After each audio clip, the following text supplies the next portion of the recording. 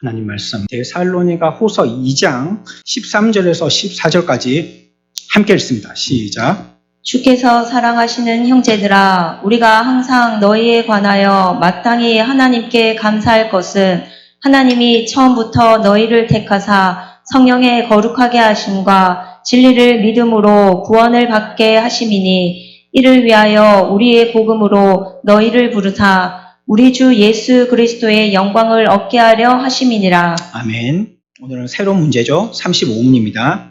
거룩하게 하심은 무엇입니까? 거룩하게 하심은 하나님이 값없이 주시는 은혜의 행위로서, 이로써 우리가 하나님의 형상을 쫓아 새 사람이 되고 점점 더 죄에 대하여 죽고 의에 대하여 살게 됩니다. 우리가 로마서에 보면 똑같은 표현이 나오는 문장이 있는데 여기도 우리가 한번 살펴볼게요. 로마서 6장 1절입니다.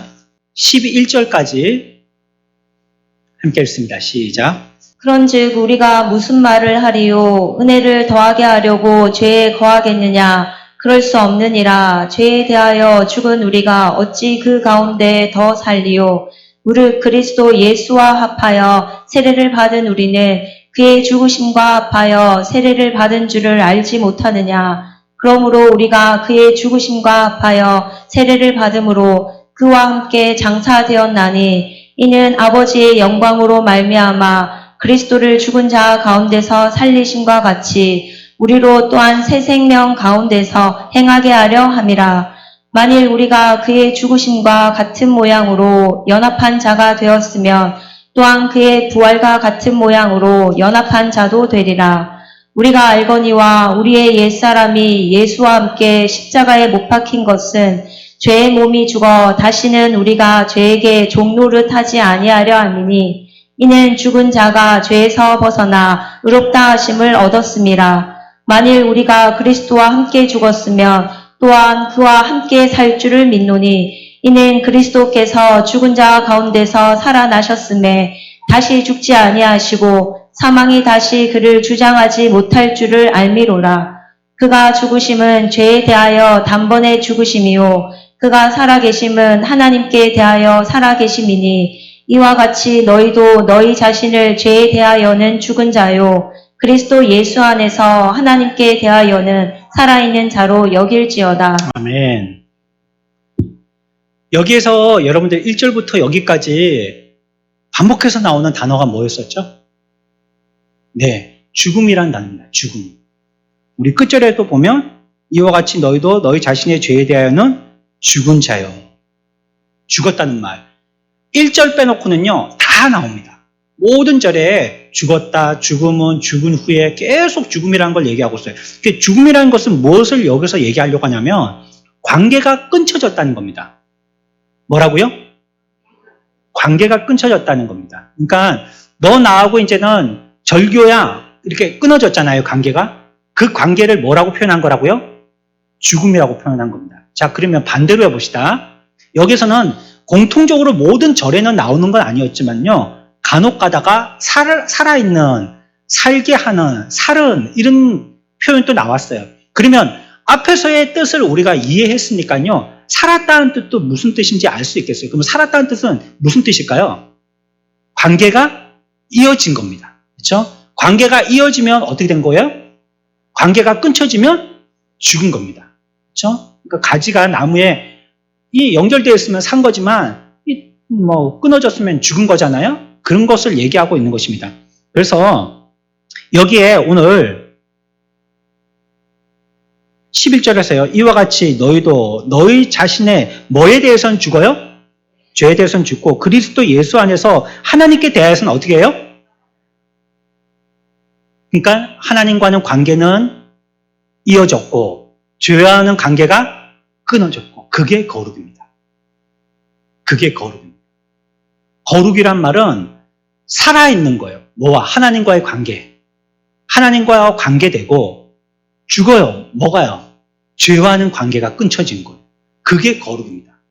그래서 11절에서는 우리들에게 그와 같이 우리들이 하나님께 대하여 연결되어지고 죄, 그리고 자신에 대해서는 죽은 자, 연결이 끊쳐진 자로 살으라라고 얘기하고 있어요. 그런 걸 거룩하다라고 얘기하고 있는 것입니다. 거룩하게 하시는 것은요, 우리가 스스로에 대해서 노력도 필요하지만요, 그 노력의 궁극적인 기저에서 어디서부터 시작되어지냐면요, 오늘 우리가 읽었던 답에서도 보면 거룩하게 하심이 무엇입니까? 물었을 때 대답이 뭐냐면 거룩하게 하심은 어떤 거예요? 은혜라는 겁니다. 이 거룩하게 되는 게요, 물론 내가 죄에 대해서는 끊고 하나님께 대해서는 연결되어진 삶을 살도록 노력해야 되는데, 그렇게 살도록 노력하게 하시는 것이 누구예요? 하나님의 뭐로 된다는 거예요? 은혜로 된다는 것입니다. 그러니까 나의 거룩은 나의 혼자의 훈련 가지고 되는 게 아니고 하나님의 은혜가 없이는 안 된다는 거예요. 그래서 거룩은 하나님의 은혜입니다. 하나님의 은혜 주신 자는 거룩한 삶을 살 수 있다라는 정의를 내릴 수가 있는 것입니다. 그러니까 믿기 전에는요, 우리가 죄와 관계되어져서요, 하나님께 대해서는 죽은 자와 같이 살게 되었어요. 그렇지만 이제는 하나님께서 우리들에게 하나님과 관계되어진 자가 되어서 산자가 되어서요, 그 사람이 날마다 살아갈 때에 더욱더 거룩한 자로 살게 해주신다는 겁니다. 그래서 하나님이 우리들에게 은혜 주신 그 은혜로 그 생명이 유지되고 있는 사람은 자꾸 거룩해집니다. 거룩한 삶을 살게 되어져요. 하나님이 자꾸 지도해 주시니까요. 우리가 32문에서 그런 질문이 있었어요. 뭐냐면 효력 있는 부르심을 받은 사람은 금생에 무슨 유익이 있습니까? 라는 질문입니다. 하나님 앞에 부르심 받은 사람에게는 우리에게 어떤 유익이 있느냐는 질문이에요. 여기에 대한 대답이 3가지였거든요. 첫 번째는 무엇이냐면 의롭다 하심과, 하나님 앞에 부르심 받은 자는 의롭다 하시게 칭하게 되고, 두 번째는 양자 삼으심과 그의 양자가 된다는 거고요. 세 번째가 뭐냐면요, 뭘까요? 맞습니다. 거룩하게 하신다는 겁니다. 그러니까 하나님이 우리들에게 효력 있는 부르심으로 부르심 받은 자는요, 이와 같이 의로운 자 되고 양자 되고 거룩한 자가 된다는 거예요. 오늘 오전에도 말씀드렸듯이 우리가 죄 사함 받는다는 거, 구원받는 백성이 되기 위해서는 그쪽으로 가려면 어떤 문을 통과해야 된다고요? 회개라는 문을 통과해야 된다고 그랬죠. 그래서 회개를 안 한 인생은 뭐예요?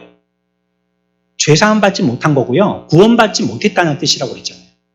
그렇죠? 내 생각의 변화를 가지고 또 내 마음이 아프고 그것 때문에 또 그걸로 인해 가지고 내 의지가 움직이고, 그리고 그렇게 궁극적으로는 뭐까지 해야 돼요? 행동에까지 이르러야 되는 것이죠. 그게 참 회개한 것이죠. 그런 삶의 행동 있는 것은요, 구원받은 자가 할 수 있는 거예요. 구원받지 못한 자는 그 중에 몇 가지는 흉내낼 수 있지만요, 그 진의를 잘 알지 못하고 중간에도 하다가 말게 됩니다. 근데 구원받은 자만 그와 같은 모든 요소들과 관계들을 이어서 결국은 회개에 이르를 수 있는 사람이 된다는 것이죠. 그것처럼 오늘에 있는 말씀에서도 거룩하게 되심도요, 나의 노력과 힘도 물론 있어야 되는 것은 분명하지만 여기에 하나님이 거룩하게 하시는 은혜가 반드시 필요하다는 것입니다. 그래서 하나님 앞에 부르심 받은 자, 이 사람은요, 꼭 이와 같은 3가지 은혜, 의롭고 양자되고 거룩해 되어지는 이런 은혜를 받는다라고 얘기하고 있습니다. 그리고 나서 이제 우리가 읽었던 본문의 말씀입니다. 데살로니가후서 2장 13절로 넘어옵니다.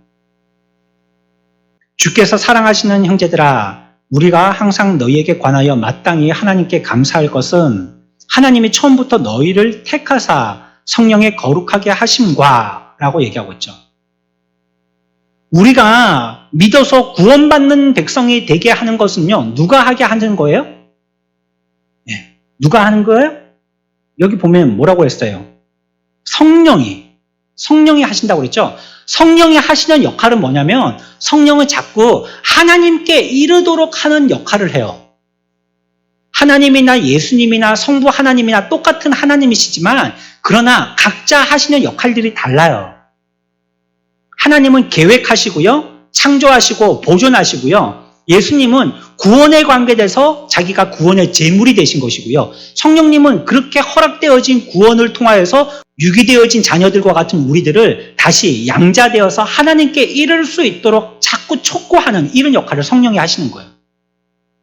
성령이 우리 가운데 계셔서 우리를 믿도록 만드는 겁니다. 자꾸 구원에 이르는 사람이 되도록 하는 것입니다. 믿는 자과 믿지 않는 자의 차이는 간단하게 얘기하면 그 사람에게 성령이 있느냐 성령이 없느냐 이런 차이라고도 얘기할 수가 있겠죠. 그래서 벌써 그 사람에게 성령이 거하시면 어떻게 되냐면 13절에 어떻게 된다고 그랬어요? 성령으로 어떻게 된다고요? 거룩하게 하심과, 그러니까 우리를 거룩하게 만드신다는 겁니다. 그래서 그게 은혜라고 말씀드린 겁니다. 하나님이 성령으로 우리 가운데 임하여서 우리를 그와 같이 거룩한 사람으로 만들어가게 하는 것은 하나님, 성령님이 하시는 것이다 라고 이렇게 얘기하고 있는 것입니다. 그리고 그 일을 갖다가 한 번으로 끝이지 않고 계속하게 하신다는 겁니다. 지속적으로 하게 하신다는 겁니다. 그래서 성령을 통하여서 우리에게 거룩하게 하신다는 이 말을 갖다가 두 가지로 생각해 볼 수가 있는데요. 한 가지는 뭐냐면요. 우리를 갖다가 성령께서요, 하나님의 백성으로 구별하신다는 것입니다. 거룩은 하나님께서 우리를 구분하신다는 거예요. 콩도 흰 콩이 있고 검은 콩이 있으면 이렇게 골라낼 때가 있잖아요. 흰 콩은 흰 콩대로, 검은 콩은 검은 콩대로 이렇게 골라낼 때가 있죠. 이 구분하는 거죠. 섞지 않고. 막 섞어서 이게 저건지 저게 이건지 알지 못하도록 하는 게 아니고 구분해내는 겁니다. 그렇죠? 정리라는 거는 그런 것 같아요. 정리한다는 것은 구분하는 것 같아요. 그리고 빈 공간이 있어도요, 그 공간을 비워두는 거예요. 원래 그 공간에 용도가 있으니까.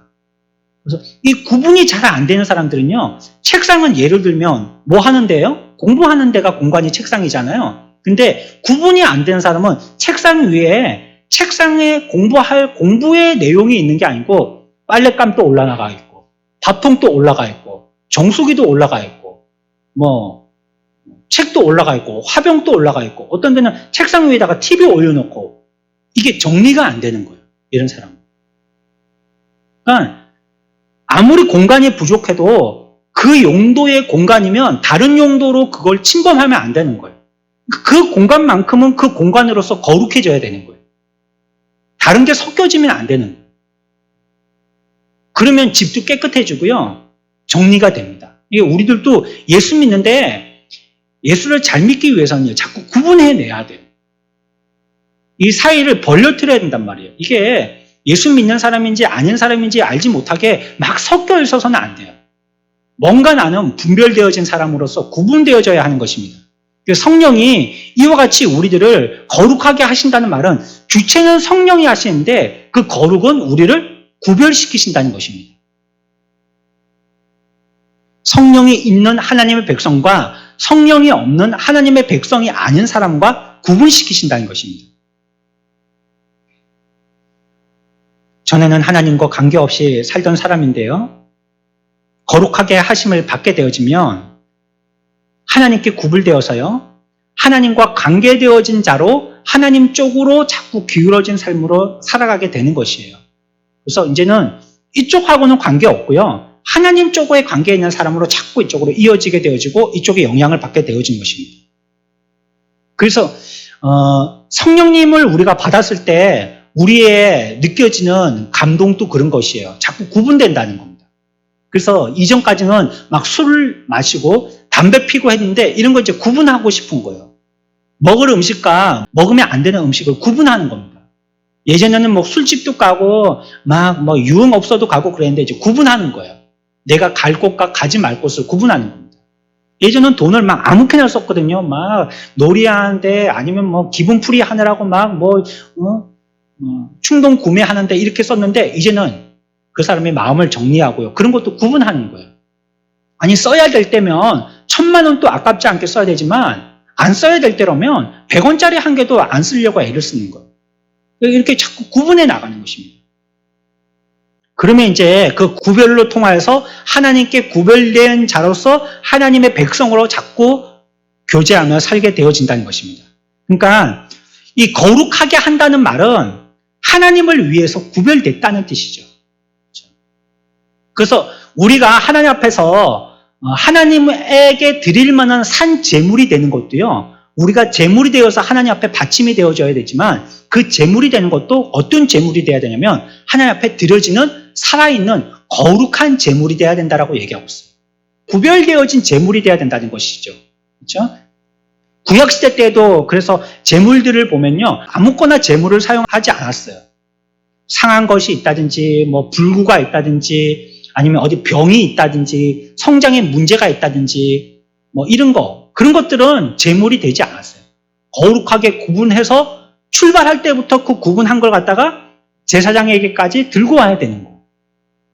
그 거룩을 지켜나간다는 게 힘들겠죠. 아니, 양 새끼 한 마리 끌고 오다가도 집이 제단 바로 옆이면 모르겠는데 한 40km, 50km 돼서 부산에서부터 창원까지 올 거리에 되는 이 거리를 양을 끌고 와야 된다 한다면 오다가 이게 다리가 부러질 수도 있고 털이 뽑힐 수도 있고 다른 맹수에게 잡혀 먹힐 수도 있고 여러 가지 변수가 있잖아요. 그러니까 그걸 지켜서 온다는 것도 어려운 것처럼 이제는 오늘날은 우리가 그와 같은 제물이 되어지는데 하나님 앞에 이와 같이 거룩한 자로서 구별되어진 자로서 제물이 돼야 될 것을 얘기하고 있는 것입니다. 두 번째는요, 우리가 거룩을 힘쓴다는 것은요, 우리의 죄에 대한 더러움을 씻어주셔서요, 하나님의 형상으로 변화할 수 있도록요, 우리가 할 힘과 할 지혜를 주신다는 뜻입니다.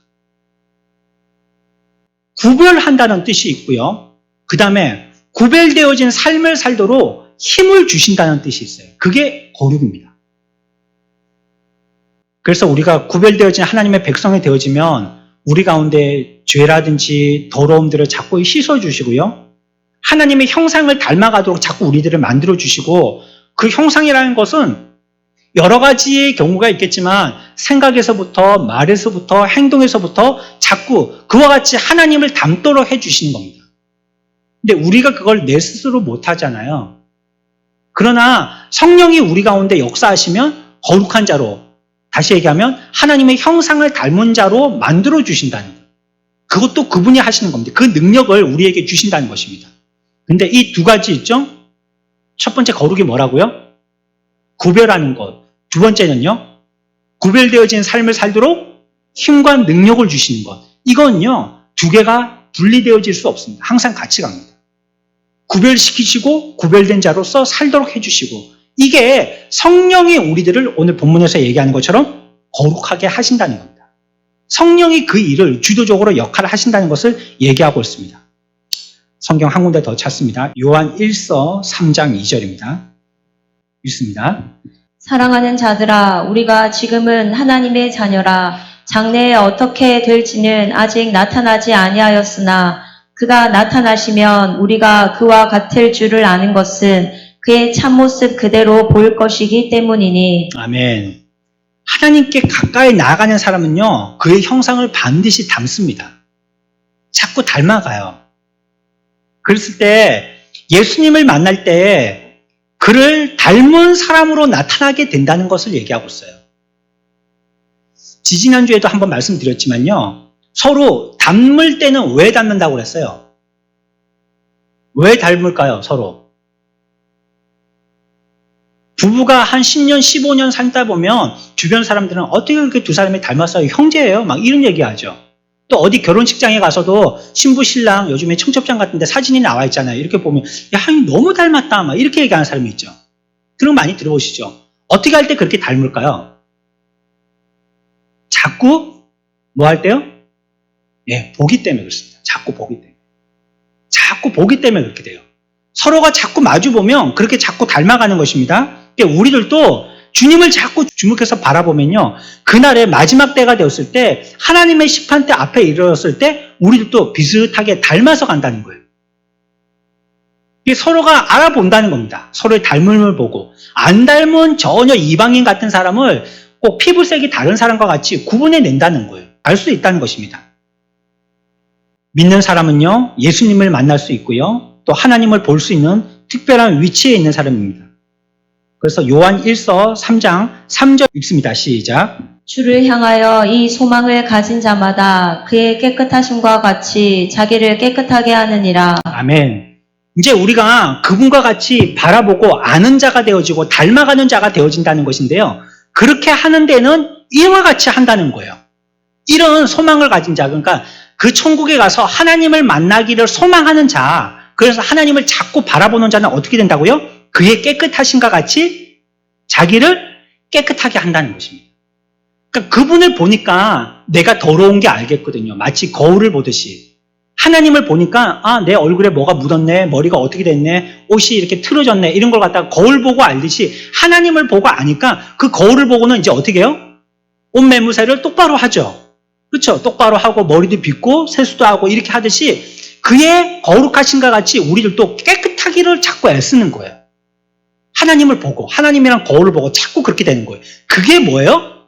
거룩이 있는 거예요. 오늘 여기서 얘기하는 요한 1서 3장 3절에 그에 대한 소망을 가진 자, 장래에 나타나서 그분을 바라볼 것을 기대하는 자, 그 자는 이 땅에 있는 동안에 그를 자꾸 바라봄으로써 자기의 옷 매무새를 고치고 생각도 고치고 말도 고치고 행동도 고치고 이렇게 해갖고 자꾸 그분을 닮아가는 그런 사람이 되어서 결국은 그곳에 가서 비슷한 사람이 되는데 그렇게 자꾸 닮아가는 과정을 뭐라고 한다고요? 거룩이라고 한다는 거예요.